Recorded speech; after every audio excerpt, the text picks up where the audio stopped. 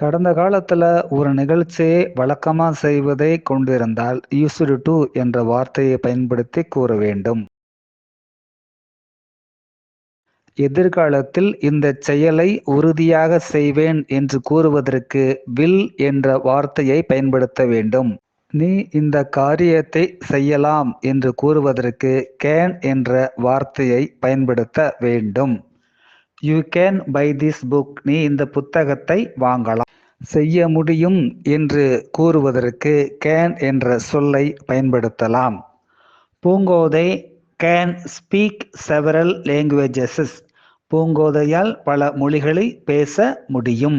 எதிர்காலத்தில் நான் இந்த செயலை செய்ய மாட்டேன் என்று கூறுவதற்கு வில் நாட் என்ற சொல்லை பயன்படுத்த வேண்டும்.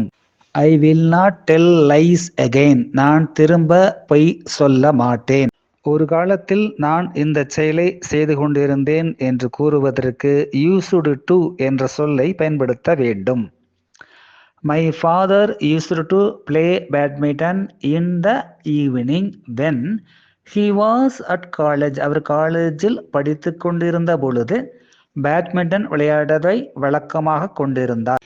நீ இந்த காரியத்தை செய்ய வேண்டும் என்று வலியுறுத்துவதற்கு மஸ்ட் அல்லது சுட் என்ற வார்த்தையை பயன்படுத்த வேண்டும். You must do as I say. நான் சொல்வது மாதிரி நீ செய்ய வேண்டும். வேண்டுகோளை தெரிவிப்பதற்கு வாக்கியத்தின் முதலில் கேன் என்ற சொல்லை பயன்படுத்தி ஆரம்பிக்க வேண்டும். Can I have another glass of water. எனக்கு இன்னொரு கிளாஸ் வாட்டர் கிடைக்குமா? வாய்ப்பிருக்கு என்று கூறுவதற்கு மைட் என்ற சொல்லை பயன்படுத்த வேண்டும். He might win the match. அவன் மேட்சில் வெற்றி பெற வாய்ப்பு இருக்கிறது.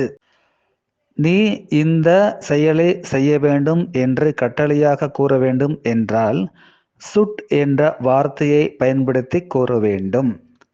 We should preserve our natural resources. நாம் இயற்கை வளங்களை பாதுகாக்க வேண்டும்.